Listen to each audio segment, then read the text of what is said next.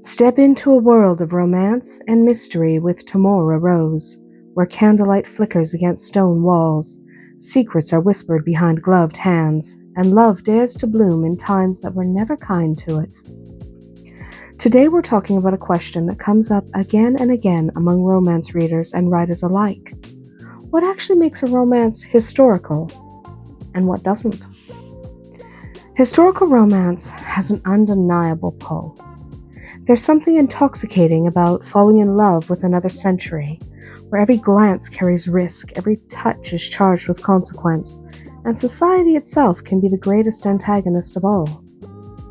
Whether the setting is a windswept Highland glen, a glittering Regency ballroom, or a war-shadowed European city, historical romance promises more than just a love story. It promises immersion, atmosphere, and emotional escape.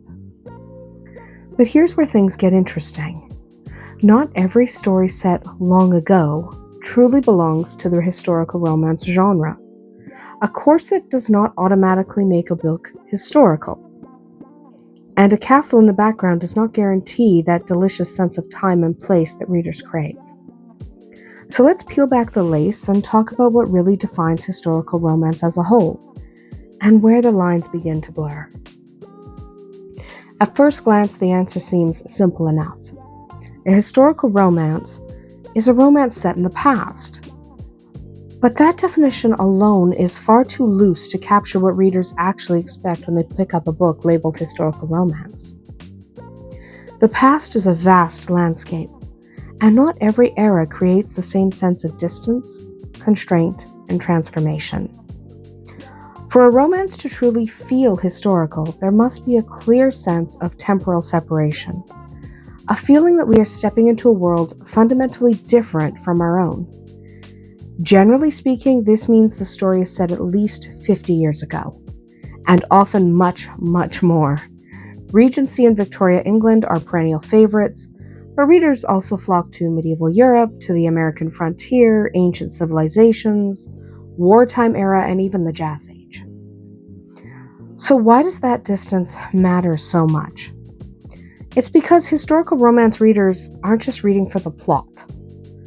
They're reading for transport. They want to feel unmoored from modern expectations and immersed in a world where love operates under entirely different rules. A story set in the early 2000s might feel nostalgic or even dated, but it rarely creates that same sense of stepping into another reality. But time period alone is not enough. A date stamped on a title page does not magically make a story historical. What truly matters is how deeply the setting influences the characters and their choices. A historical romance must feel shaped by its era, not merely decorated by it. Now, this is where tone and texture come into play. The world must feel historical right in the bones of the story. The way the characters speak or move through society, and the way they understand their own roles should be informed by the time they live in. So courtship rules, class divisions, inheritance laws, gender expectations, all of these shape how the love unfolds. In a well-crafted historical romance, love is rarely simple because the world isn't simple. Social norms dictate who may speak to who may marry whom, and under what circumstances desire must be hidden or restrained. These limitations aren't obstacles to work around. They are the fuel that makes historical romance burn so brightly. Details matter here, but not in the ways some people fear. This isn't about overwhelming the reader with dates and battles or fashion trivia. It's about weaving in the textures of daily life so naturally that the setting becomes inseparable from the story. Clothing, food, transportation, etiquette, these details ground the romance and make the emotional stakes feel real. When those details are missing, something feels a little bit off.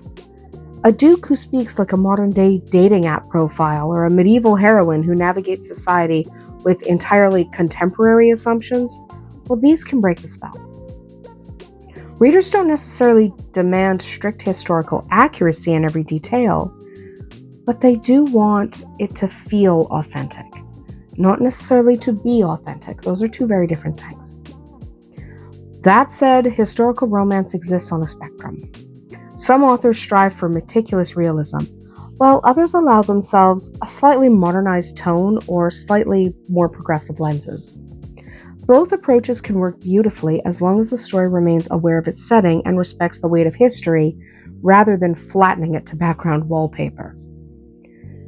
Now let's talk about one of the most important and often misunderstood aspects of historical romance, the romance itself.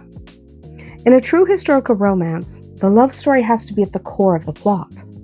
Everything else may swirl around it, but the emotional journey of the couple is the beating heart of the narrative. You could absolutely have war and political intrigue and family feuds or dark secrets woven into the story.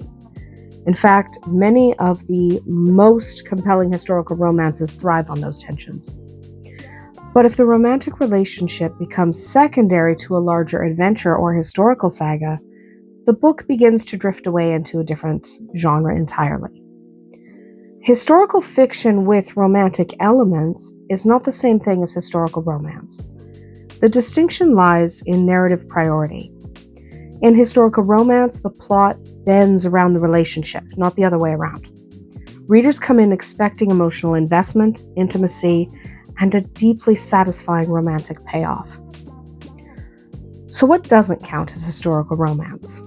This is where confusion often arises, especially in genre-bending stories or genre-blending stories. One common misstep is setting a story in the past without giving it any true historical texture. If the year is mentioned once and then forgotten, and the characters behave as if they live in the modern world with better lighting, fewer consequences and limited freedom maybe, the story loses its historical identity. The history has no impact on the story. That's not historical romance. Now, another gray area appears in those sweeping historical epics that include a love story but are not centered around it. A wartime saga that focuses primarily on battles or political movements or generational trauma could be powerful and moving, but if the romance is a subplot rather than the driving force, it belongs to historical fiction, not historical romance. Fantasy and paranormal elements add another layer of complexity. Magic, time travel, or supernatural beings don't automatically disqualify a story from being historical romance. In fact, some of the most beloved romances blend history with the paranormal. The key lies in grounding. If the historical setting is treated with care, depth, and even consequence, if the magic exists within the rules and limitations of that era, the story can still feel authentically historical. When those elements overwhelm or erase the realities of the time period, the story might shift more comfortably into fantasy romance or paranormal romance instead, and that's perfectly valid. But within historical romance itself, there are countless subgenres, each with its own flavor and reader expectations. Regency romances promise elegance and restraint and razor-sharp social tension. Medieval romances usually have castles or arranged marriages, fierce heroines navigating brutal worlds. Western historical romances lean into grit, resilience, and basically frontier survival. Victorian romances like to explore industrial change and rigid morality, while wartime romances, well, they draw their emotional power from separation, sacrifice, and uncertainty. A Highland romance might evoke wild landscapes, clan loyalty, and fierce devotion. Each of these subgenres speaks to a slightly different fantasy, and understanding those expectations helps readers find the stories that resonate most deeply with them. If you find the right readers, your story will be a success. Then there are the gray areas, where modern sensibilities meet historical realities. Many contemporary historical romances feature heroines who push back against the constraints of their time, or relationships that have been hidden or taboo, or maybe even perspectives long absent from traditional narratives. These stories are not necessarily less historical because of that, and they are often more emotionally honest. What matters is not pretending history was kinder or simpler than it was, but engaging with it thoughtfully. Exploring marginalized voices and forbidden love and social resistance can add extraordinary depth to your historical romance, especially when the tension between love and society is allowed to remain sharp and meaningful. At its core, historical romance asks a timeless question. How does love survive in a world that resists it? When duty outweighs desire, when class divide threatens happiness, when reputation can ruin everything, what does it mean to choose love anyway? A true historical romance doesn't just place a love story in the past, it makes the past an active participant in the love story itself. The setting shapes the stakes, the conflicts, the emotional journey, and it reminds us that while customs change, the human heart remains stubbornly familiar. Whether you were a reader searching for your perfect, immersive escape, or a writer crafting your own candlelit world, remember this. Historical romance is not about costumes or chronology alone.